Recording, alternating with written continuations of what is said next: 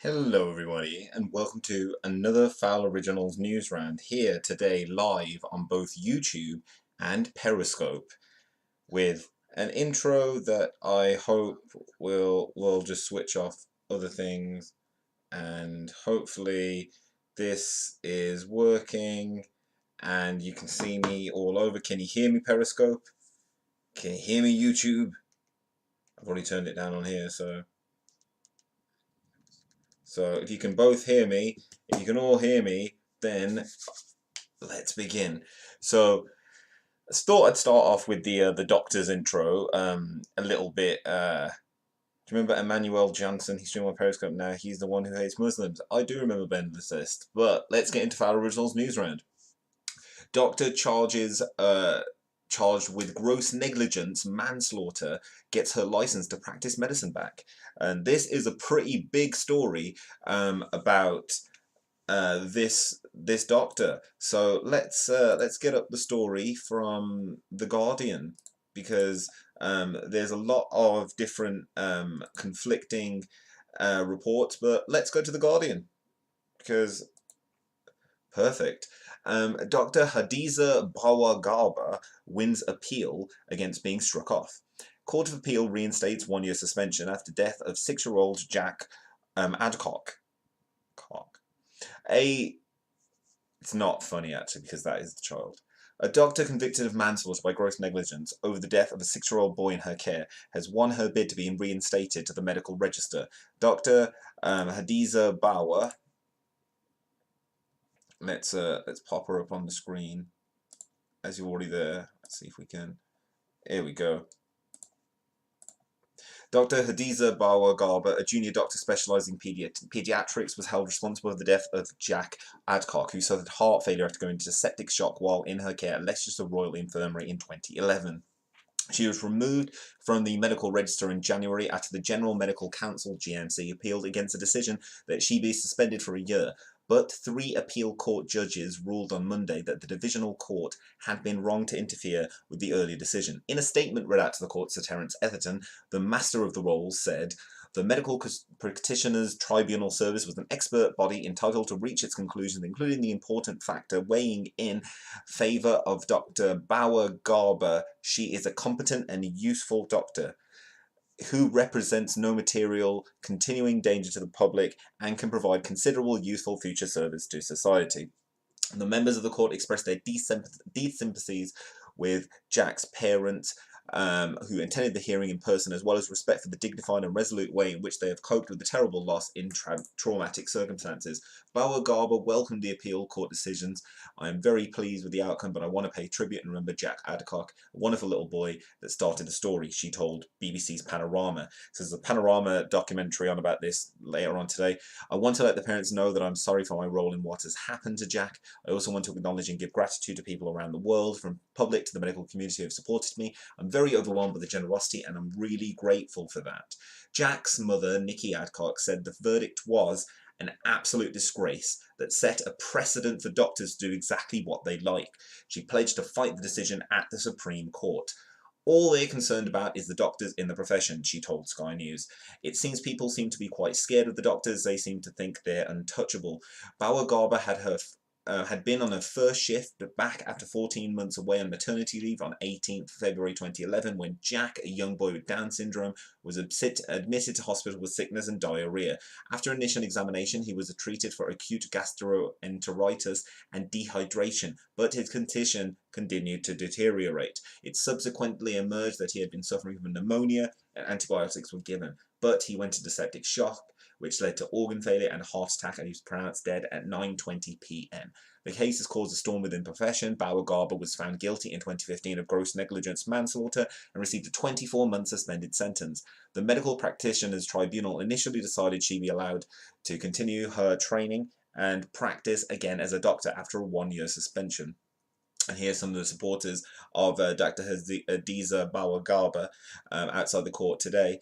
But the doctor's regulatory body, the GMC, appealed against the decision, saying she should be struck off the medical register. The High Court ruled in the GMC's favour in January. Etherton said the case was unusual. No concerns have ever been raised about the clinical competence of Dr. Bawa-Garba, other than in relation to Jack's death. Even though she continued to be employed at the hospital until her conviction, the evidence before the tribunal was that she was in the top third of her specialist trainee cohort. So it's a very weighty article, and I don't really want to skip over it, but we've got lots to talk about today. But basically, she's managed to get a license to continue performing medicine, as they're not looking at it as she caused the death of a child, but that in her opinion, unfortunately, in that occasion, her diagnosis was incorrect, given the facts that she had, which is a bit of a sad ending to that story, really. But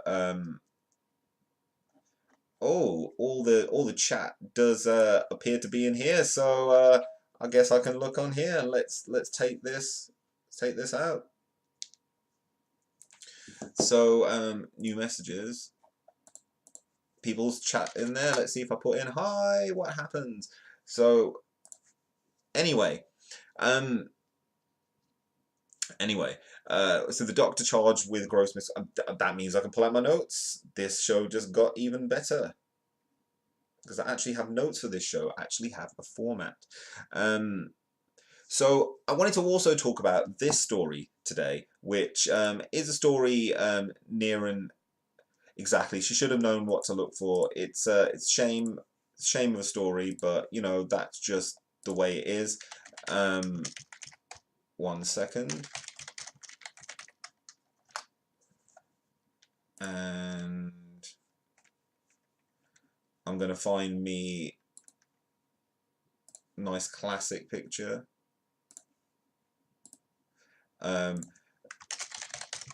For those of you that remember my Periscope days, this is Fowl doing stuff after he should have already done stuff. But you know what? That's the nature of the game, and I have been doing this for a long old time, so hopefully it should work out. So we take that off, and we take that off, and we'll just take off the headline because we don't need it. So British Asians, so this is a story near and dear to my heart.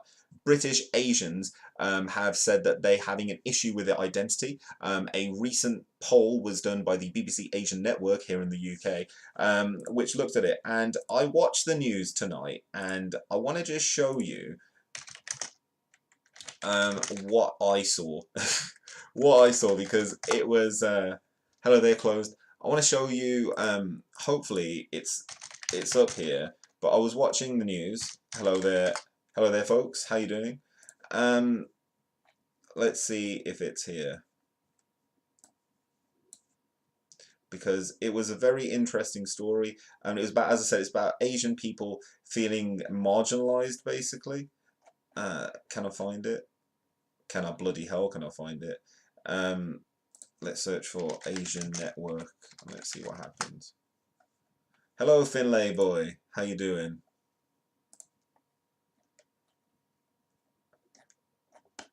Actually, I know it's on the iPlayer, so let's go to iPlayer.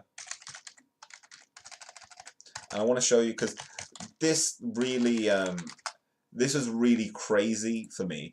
Watching this bit, I as I said before, I talked about SJWs and some of the language that's used, but something that I heard today was the first time I'd ever heard it, again, out of someone's. I just want to show you the video. So BBC News. And because this was earlier on today. So let's get to News at 6.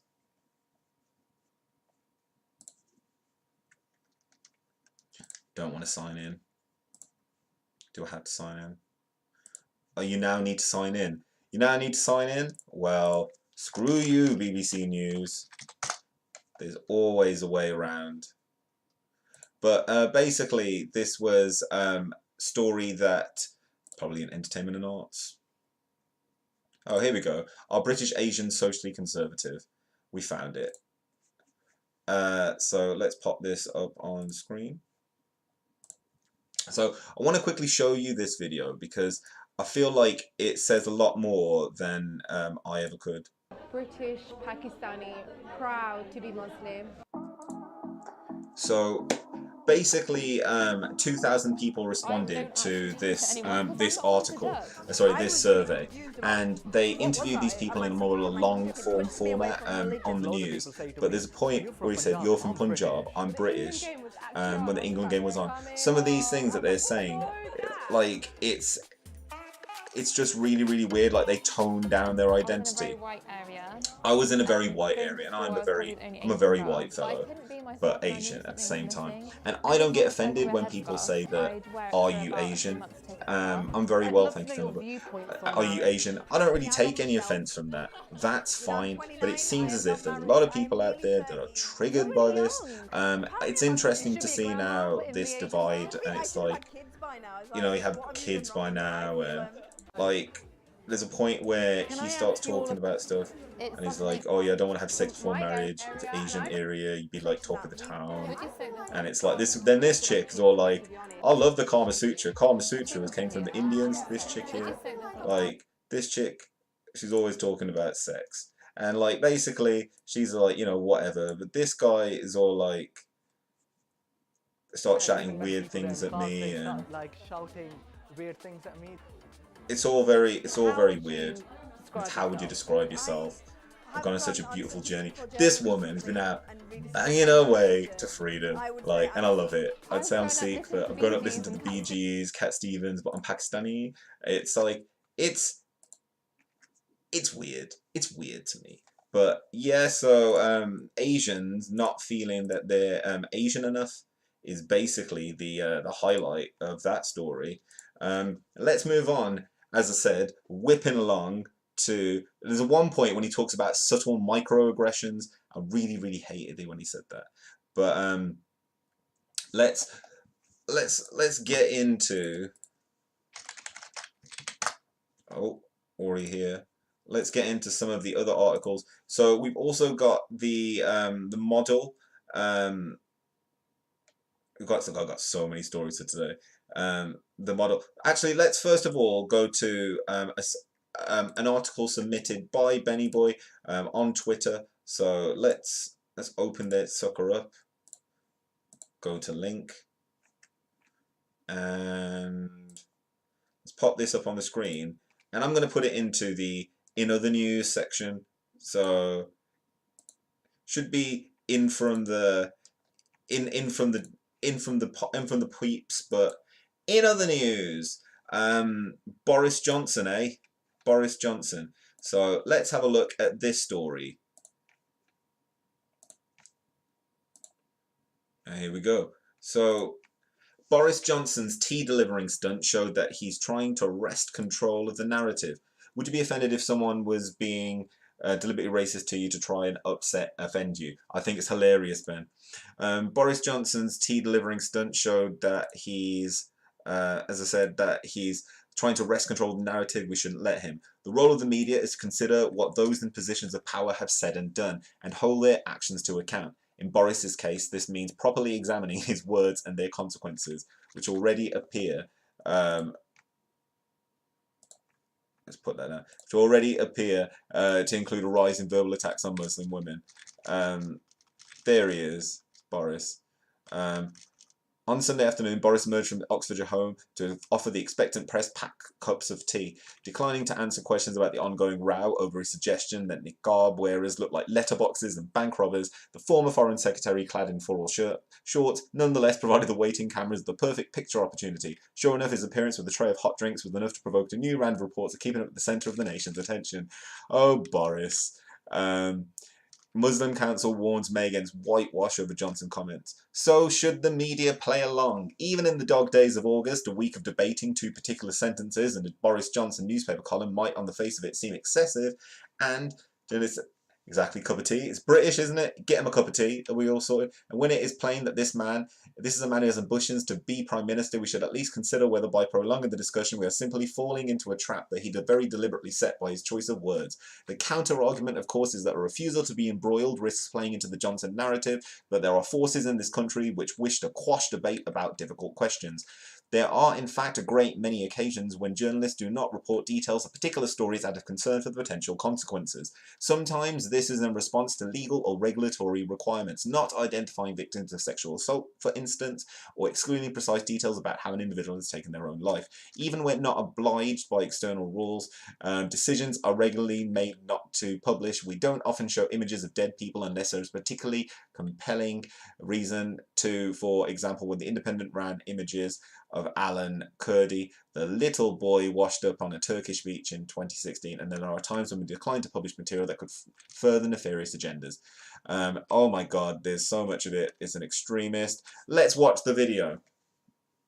A survey for, actually, it is also plain that some people in the UK's origins are Asian are uncomfortable with mainstream British attitudes. A survey for the BBC's Asian network found that fewer than half of British Asians, 44%, thought same-sex relationships were acceptable, set against more than 70% of the general population. It's interesting. Let's pop up the video then.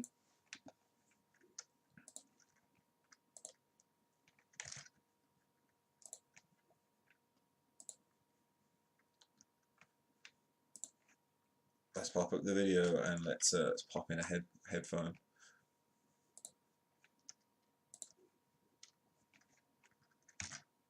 Oh, oh, technical difficulties, my friends. Will you comment? Will you have a cup of tea? Will you apologise for your Would you comment? like a cup of tea? Yeah, You sure. go on, have a cup of tea. Thank you, thank you. Do you regret? Do Would you like a cup of Do you regret your comments? Do you regret your comments? Don't sir? go on, have a cup of tea. Thank you very much. There you go. The moment that democracy and freedom of speech was ended with a cup of tea in a Cadbury's mini egg mug. And that was the day that he won the Prime Ministership. Look, semi-skimmed milk, Tate and Lyle, British as British can If get. I have a cup of tea, will you answer my question? No, I'm here solely on a humanitarian mission because you've been here all day and you've been incredibly patient and I feel very sorry for you because I have nothing to say about this matter except to offer you some tea. Okay. Okay, go on. Okay. Oh, from the Independent, ladies and gentlemen, from the Independent. Yes, now, as I said, these are whistle-stop tours, so let's quickly, in other news, the hell out of you. So, I've got a list of in other newses. I haven't spoken about everything I wanted to, but that's just the nature of the beast in this half-an-hour show. So, let's get up.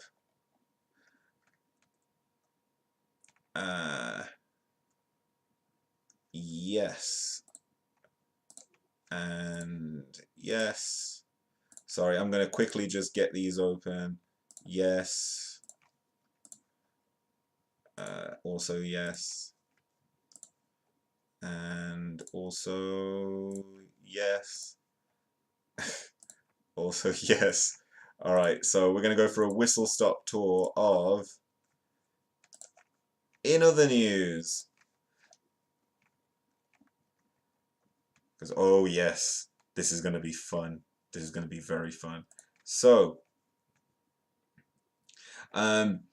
first of all, in other news, Amazon Echo speakers turned into listening devices by expert Chinese hackers. Millions of us have welcomed Alexa into our homes by purchasing one of Amazon's Echo smart speakers. I had to put mine on mute because I knew I was going to say this. The handy gadgets can be used for playing music, shopping, and on some models, even watching video clips. But they can then be turned against you if a hacker has sufficiently motivated to crack through Amazon's security access device, microphone, and recording ability. A team of expert hackers from the Tencent Corporation in China have demonstrated a worrying technique for turning Amazon Echoes into a snooping device. After several months of research, we successfully break the Amazon Echo by using multiple vulnerabilities in the Amazon Echo system and achieve remote eavesdropping, a spokesperson for the company told Wired. They revealed the fruits of their labour at the DEF CON security conference on Sunday, but before you start panicking and scrambling, the team had already disclosed what they found to Amazon, who pushed out security fixes last month. In a nutshell, the hackers took an Echo speaker apart to get a hold of the flash memory chip inside, then blah blah blah blah blah blah blah blah blah blah blah blah blah. Basically nothing. In other news, man spiked boss's drink with semen because he disagreed with her management style. A man has been charged with lacing his female boss's drink with semen after he became frustrated with her management style. Robert Tyson, 62, was charged with 2 counts of misdemeanor battery after his vile behavior was caught while he was working at a Tallahassee dermatology center.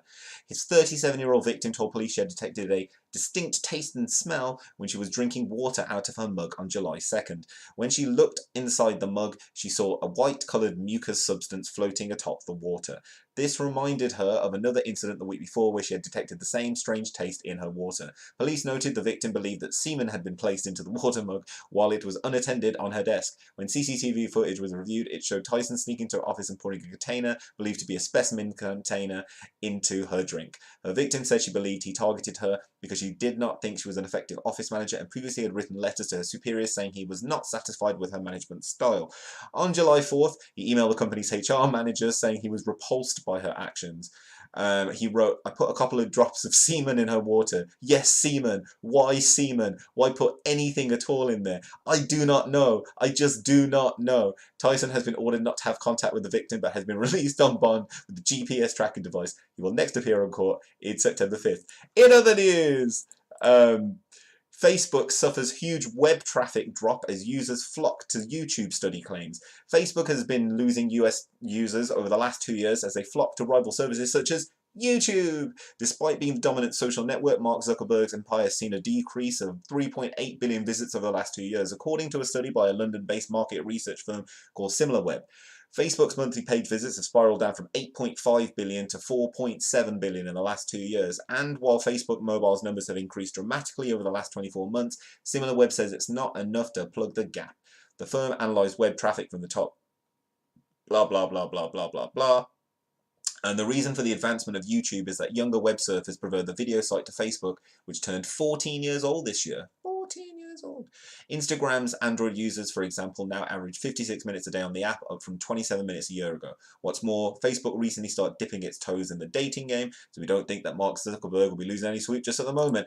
In other news, builder demolishes newly built cottages in Buntingford in revenge for not being paid. A row of newly built cottages have been destroyed by a builder using a digger just weeks before people were due to move in. It is believed that the houses in Buntingford, Hertfordshire, were knocked down by disgruntled workman Daniel Nieger, 30, in a row over pay. Witnesses described seeing the man laughing and taking pictures as he damaged the £2.5 million pound row of houses, telling police he hadn't been paid. A builder was arrested at the scene where he allegedly demolished a row of cottages. You can see. He was allegedly laughing and taking pictures as he wreaked havoc. Call the police. Here we go, read the whole article, not much of it.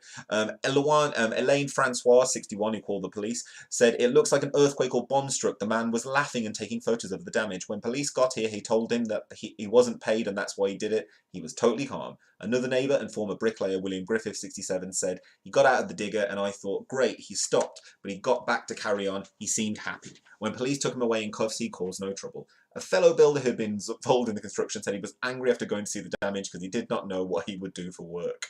Several houses were badly damaged in the wrecking spree, and then you can see people were due to move into the houses within the next few weeks. Police in Hertfordshire said, "We have had lots of interest about yesterday's incident in Buntingford. The offender is still in custody while inquiries continue. More details will be released in due course by a cop comms department." It was reported in The Sun the neighbours confronted the builder fearing their homes would be next. However, he told them he was only damaging properties where he was owed money. Police said that Mr. Niegu will appear in court later today. In other news, British UFO hunter's laptop was wiped after mysterious death. The laptop of a British UFO hunter was reportedly wiped clean before being handed back to his family after he mysteriously died. The sudden death of Max Spears, 39, has been shrouded in mystery after a friend discovered his body while he was on a trip to Poland to visit a conference. In December 2016, the court heard the conspiracy theorist vomited 2 litres of black blood before he died, but the inquest was adjourned. The dad of 2 had allegedly made many enemies in his investigations. His inquest will now be held over 4 days from January 7th next year. Authorities in Poland, where Mr. Spears was attending a conference, initially concluded the sudden death was due to natural causes. A message from his phone sent to his mother, Vanessa Bates, before he died warned, "Your boys are in trouble. If anything happens to me, investigate." Analysis of a laptop and mobile phone that belonged to the father of 2 should be presented at the inquest the court heard. And it's crazy. It's returned people couldn't seem to. It's a crazy story. I'd read into it, but basically they still don't know his death, and it's mysterious death.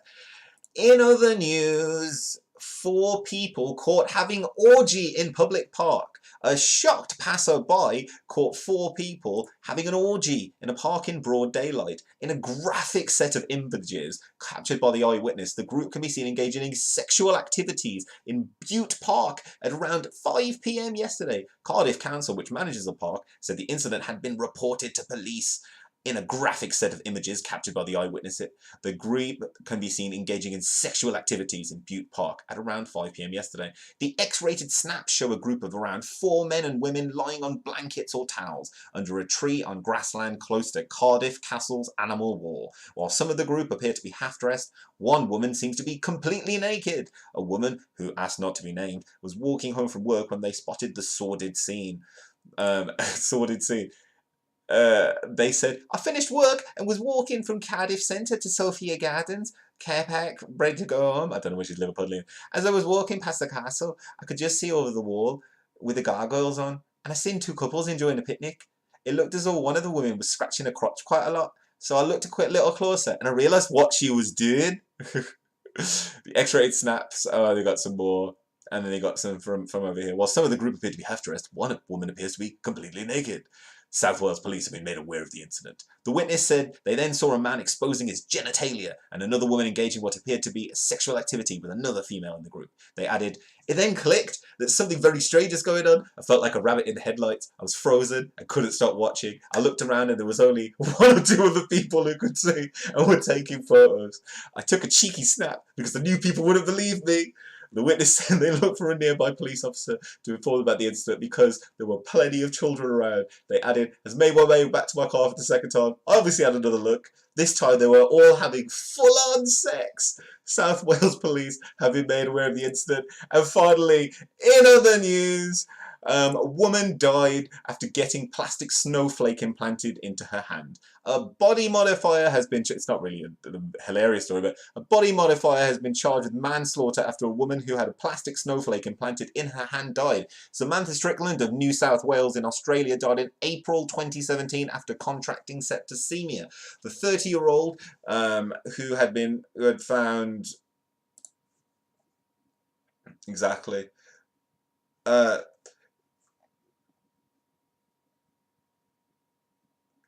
Una memento. Sorry, just checking the news. The 30-year-old who was found dead by a 7-year-old daughter had undergone a body modification procedure to have a snowflake fitted just 3 weeks ago. Controversial body modifier Brendel Russell had been charged with manslaughter as well as grievous bodily harm in relation to another case, Daily Mail Australia reported. Russell was previously charged with prohibition of female genital mutilation over claims he burned off part of a woman's vagina with a branding iron. Yeah, he has been taken into custody and will appear in court on Tuesday. And there's some of the Samantha Strickland died for septicemia. Look at that. And there he is.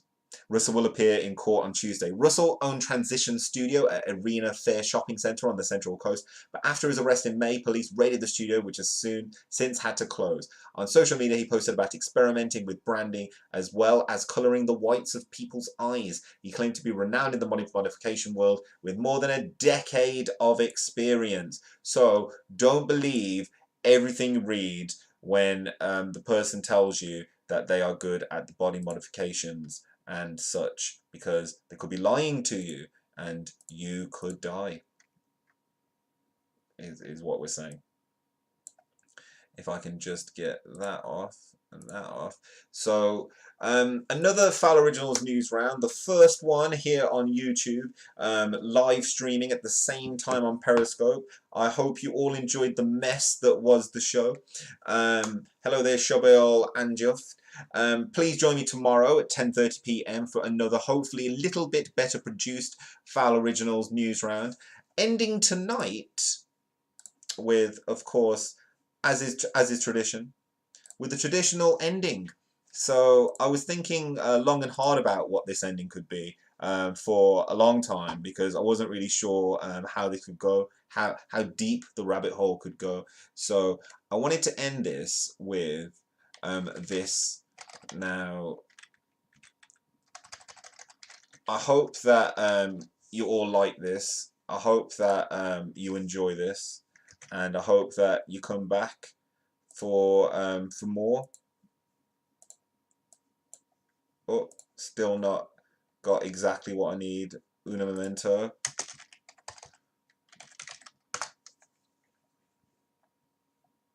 And I can't find it. Oh, that might be it. There we go. So, as ever, ending with an obscure British TV show, because that's how I like to do it. If you would like to help support the channel, go to fowloriginal.com/support, and you can help a brother out. I'll be doing these on the YouTube, and I'll be doing these over on Periscope as well. You can check me out on both places. I hope that you enjoy the new show format. I hope that it makes you happy. I hope that it makes your life happy. And as I said, feel free to go to fowloriginal.com/support to help support the channel in many ways. By sharing this out, it also helps me a lot, more than you would ever know. And remember to tune in tomorrow for another episode of Fowl Originals Newsround, where I'll talk about the news that's happening to you. Bye.